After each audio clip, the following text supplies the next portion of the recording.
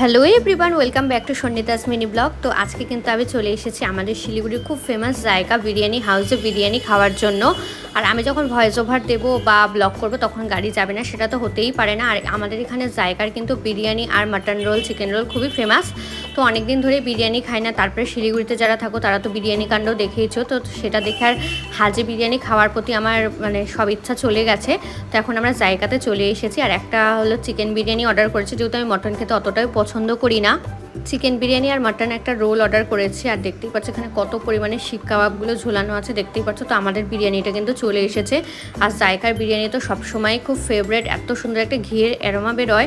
আর যারা শিলিগুড়িতে থাকো তারা তো অবশ্যই ট্রাই করেছো জানি।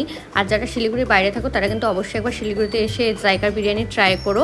তারপরে আমাদের মাটন রোলটা লাস্টে এসেছে, যেটা আমরা ফার্স্টে স্টার্টার্স হিসেবে খাবো ভেবে নিয়েছিলাম।